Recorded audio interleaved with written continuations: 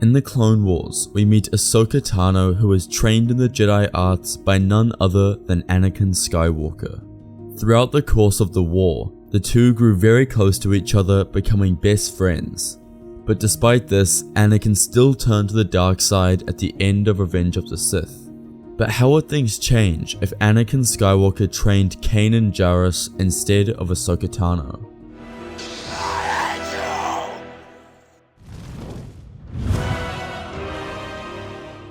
Our story starts at the beginning of the Clone Wars. Ahsoka Tano has just passed her youngling trials and was ready to be trained by a Jedi Knight. But instead of being assigned to Anakin Skywalker, her talents were passed to the Keldor warrior Jedi Master Plo Koon. They would spend time together training as much as possible, and Anakin would never meet Ahsoka. He knew of her from around the Jedi Temple, but never had any close connections with her. When it came time for Anakin to train someone, he was assigned the young boy named Kanan Jarrus. Kanan Jarrus is a male human who is Force sensitive. He has a strong connection to the Force, and throughout his short time at the Jedi Temple, it was clear that he is wise and had the potential to grow extremely strong. They trained together during the Clone Wars and went on many missions together, developing their bond and becoming extremely powerful in the Force. Anakin would first teach Kanan Form 3 fighting style. This was a more defensive fighting style, which focused heavily on deflecting blaster fire.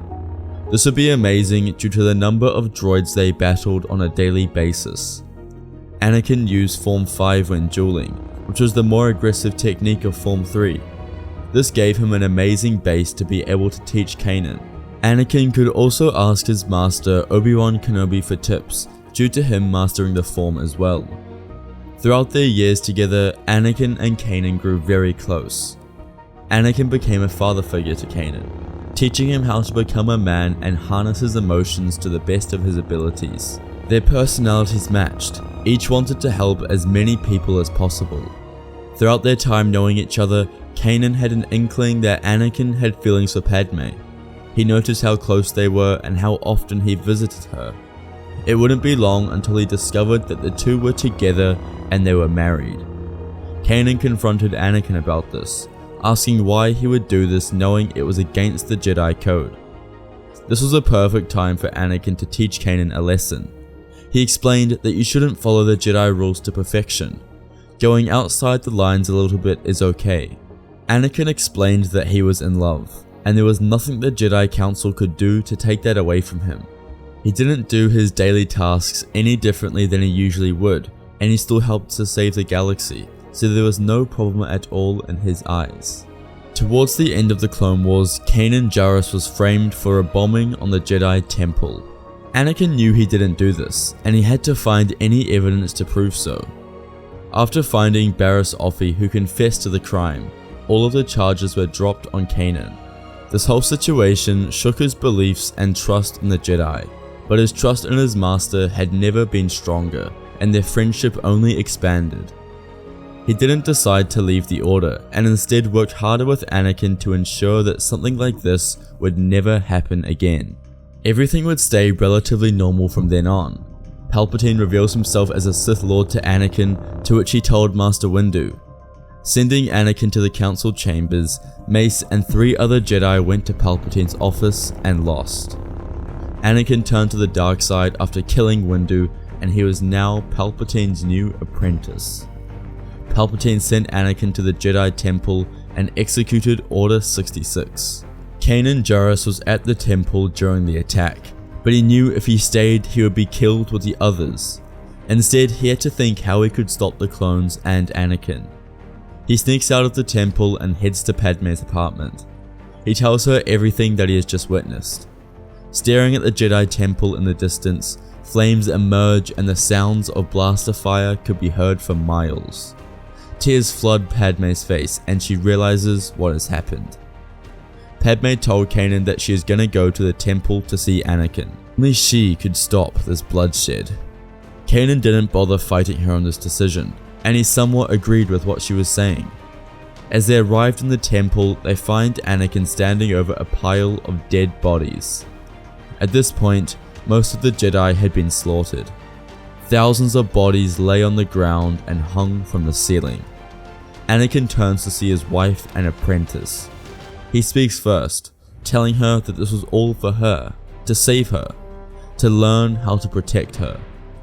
But Padme wouldn't listen and called for him to return to the light. She mentioned their kids and how he was throwing away their future. If he continued down this path, he would lose her forever. Kanan stood there quietly. He felt it was best to be quiet and let Padme speak with Anakin. Anakin begins to realize his mistakes, but he still says that she is in danger. But Padme counters this, saying that nothing has happened to her yet and that they cannot worry about the future. The conflict within Anakin had reached its peak. As he motioned to turn his blue lightsaber off, he hears Padme scream as she is flung into the wall and knocked unconscious. In marches Emperor Palpatine, who is most displeased with his apprentice. Anakin yells at Palpatine, calling him a liar and a devil. Anakin realizes now that he is being corrupted and manipulated by Palpatine. He walks over to his old apprentice, looking him in the eyes. This was all Kanan needed to realize that Anakin had returned to the light side of the Force. They both ignite their lightsabers and point them at Palpatine. The sound of another blade is heard when Palpatine ignites his crimson lightsaber. Rushing at the old man, Anakin and Kanan swing at Palpatine. Dodging their attacks and providing his own offensive threats, Palpatine was able to gain the upper hand early in the fight. Kanan was too young and slow to keep up with Palpatine, which he and Anakin both knew. This caused his master to have to defend both himself and his apprentice. After what seemed like 10 years of fighting at the temple, Anakin was able to disarm Palpatine and throw him backwards with the Force. Charging with full steam, Kanan tried to finish the weaponless Sith Lord, but before he could swing at Palpatine, Palpatine raised his hands and shot bolts of lightning into his chest, causing him to fall to the floor unconscious. He was alive, but barely.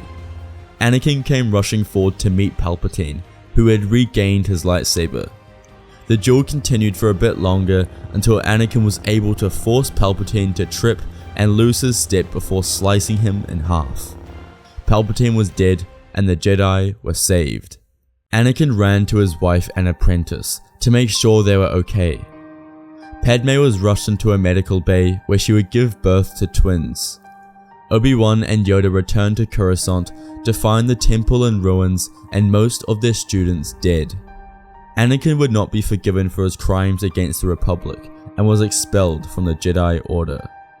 He would be missed, especially by Obi-Wan and Kanan Jarrus, but he was unable to remain at the temple after all the damage and destruction he caused. Not to mention he had broken the Jedi Code when he married Padme almost 3 years prior. The Jedi Order would slowly be rebuilt. Not all of the Jedi were killed, and those who survived returned to the Jedi Temple on Coruscant. It took multiple generations to restore the Order back to its former glory and numbers. However, with the threat of the Sith gone, they could do this pressure-free. Yoda would die and Obi-Wan would take his place as Grand Master of the Jedi Order. A new Jedi Council would be created, with Kanan Jarrus as the first member. The galaxy was saved from the Sith and any other troubles that may come their way. Anakin and Padme would move to Naboo, where Luke and Leia were raised. Anakin threw his lightsaber away and closed that chapter of his life for good. Now he focused on being a father to his children and an amazing husband. He would live out the rest of his days in peace, trying to forget and move on from the darkest parts of his life. Thank you guys so much for watching today's video. If you didn't know, we're giving away a replica Cal Kestis lightsaber from Neo Sabers. All you need to do is head over to the video What If Qui-Gon Survived and like and comment on it. There is a link to it in the description below or check it out on our channel page. Be sure to comment either your Instagram or email in the comments below so that we know where to contact you. The giveaway has only a few more days to go and the winner will be announced at the end of the month, so good luck to everyone. Also, be sure to check out Neo Sabers if you would like your own lightsaber. They have a bunch of awesome replicas to choose from at an affordable price. What did you think of today's story? Kanan Jarrus would be a very interesting apprentice of Anakin Skywalker, if the events transpired that way. The reason Anakin and Ahsoka worked so well together was because their personalities were so similar.